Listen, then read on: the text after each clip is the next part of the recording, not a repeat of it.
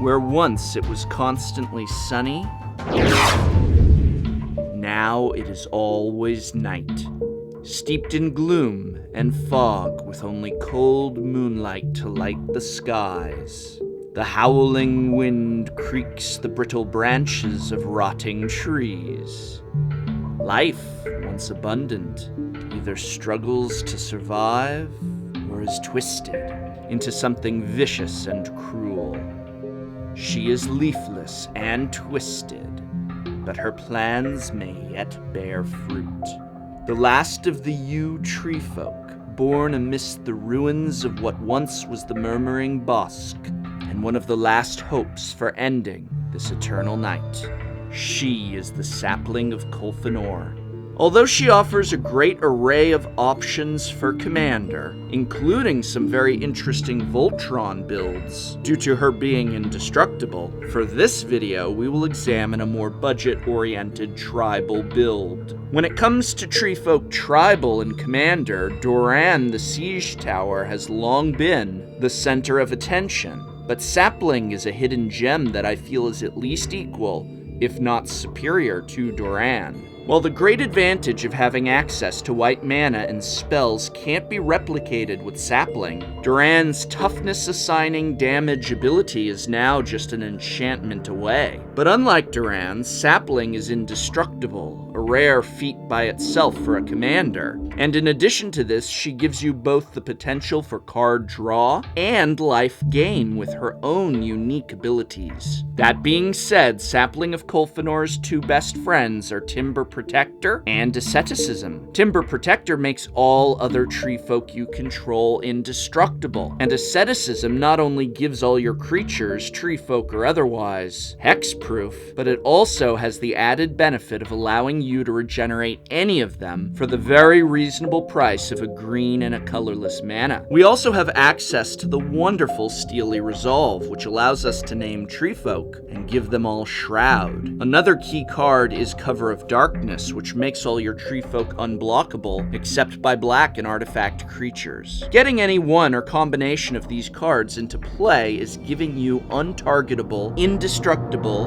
and potentially unblockable creatures, and this goes a long way in Commander games. So even though I'm not going to do a Voltron build today, I'm still going to include a World Slayer, and I can assure you that there's nothing more satisfying than having Sapling swing in with a World Slayer, destroy everything but herself, and even sometimes sparing your entire army when Protector is in play. Beautiful. Fruitful. Sapling is a deck with the vast majority of spells between 3 and 5 mana. We can compensate for the slow and expensive cost of these treefolk cards by being sure to have a suitable accelerant package. While artifacts like Soul Ring, Golgari Signet, and Keyroom have become all but auto-includes in any green-black deck, Weatherseed Totem is something special, giving us both mana and a creature that has a certain degree of self-protection. Wild Growth, Gaia's Touch, and Exploration all help us get those lands into play or just get more mana from them. Their low casting cost is absolutely critical for when we're in need of extra mana early game. Moonvuli Acid Moss is a favorite of mine. Ramp into it turn 3 or even 2, and destroy an opponent's precarious mana base just to accelerate your own. It's especially fun if you're sitting down to a one-on-one game. So what treefolk are we running in this deck? Bosque Banneret is only 2 and makes treefolk spells 1 less to play. We are even going to be running a few Treefolk Tribal non-creature spells, so this is just great. Leafcrown Elder can be major acceleration as well, pulling any Treefolk off the top of our library directly onto the battlefield. This plays nicely with Orchard Warden, who is going to up our life total considerably every time one of our Treefolk come into play. Speaking of coming into play, Woodfall Primus destroys any non-creature permanent when it does so, and it has Persist. There's a lot of games you can play with this, and I'm always fond of championing it with Unstoppable Ash after it has returned from Persist. If something wipes out our Ash, Primus will come back from exile, destroying a non-creature permanent, and ready to persist all over again.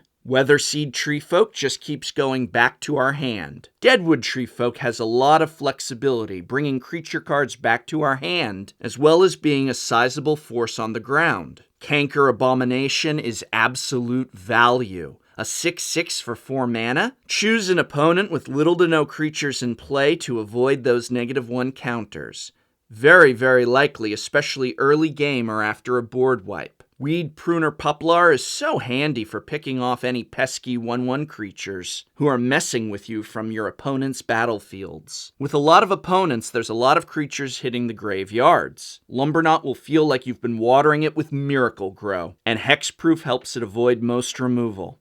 Heartwood Treefolk are a basic 3/4 with Forest Walk for 4. Always nice to have a few of those land walk abilities in multiplayer. Dauntless Dourbark can easily be well above a 4/4 for 4 with its power and toughness, equal to forests and treefolk under your control. Velderoth the Ancient gives a +1 bonus to our forces and can be kicked late game for some saplings to block or sack. Seed Guide Ash is a 4/4 for 5, not outright value, but when it dies, you pull not 1, not 2, but 3 forests out of your library and put them into play. Thorntooth Witch really taps into tribal synergy, giving target creature +3, -3 whenever you play a Treefolk spell. Pump your toughness-heavy Treefolks or pick off your opponent's creatures of toughness 3 or less. Really versatile. Argothian Treefolk are security against artifact shenanigans, a likely issue in big commander games. Everbark Shaman lets you remove a dead Treefolk from your graveyard to grab 2 forests from your library. Excellent ability to both accelerate your mana and help you draw into gas. Sheltering Ancient is great, a 5/5 for 2 that lets us bribe/reward one opponent while beating down on another. Especially fun if you favor politic-based games. It's very important to have a nice selection of 3-drops in this type of a mid-range tribal deck. Black Poplar Shaman is on the lower end of this deck's curve at 3, and can regenerate multiple Treefolk for the cost of a black and 2 colorless each. Ebony Treefolk is just a very handy 3/3 for 3 that we can pump. Tilling Treefolk, a 1/3 for 3 that can get lands back from our graveyard,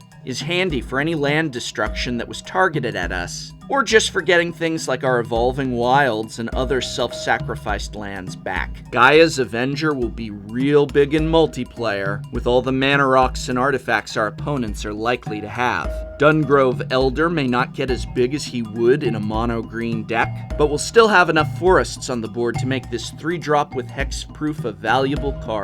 And Battlewand Oak will offer some nice turn growth when forests and treefolk are played by us. What tutors are we running? Well, being in green and black, we really have our pick.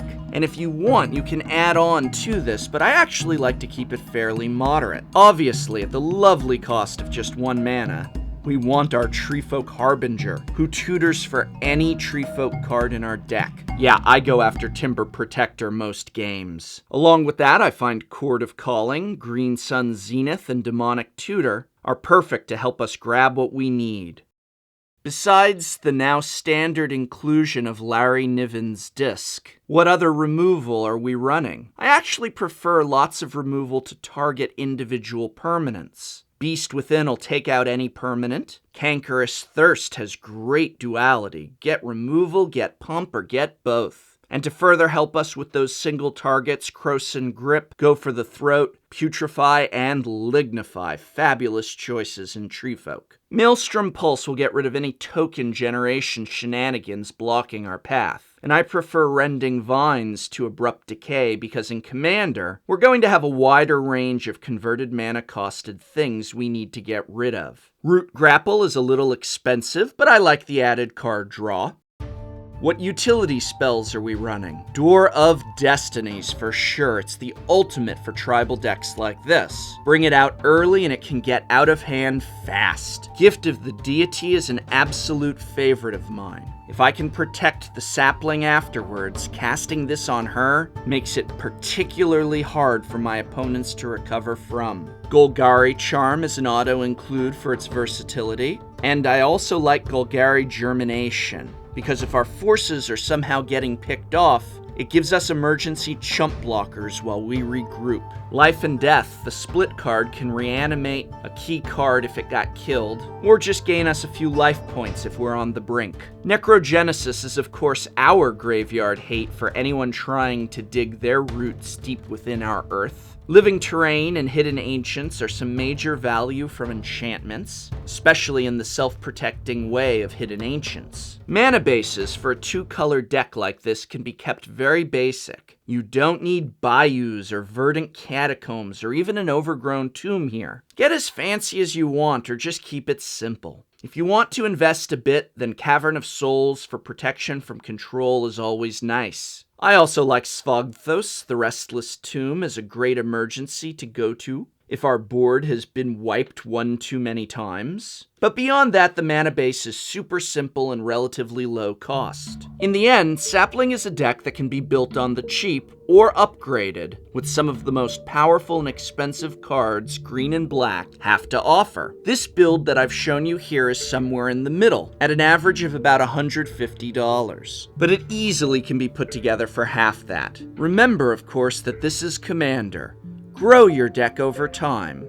Learn from your victories, yes, but also from your losses. And may you rise again from seed to sapling to sentience.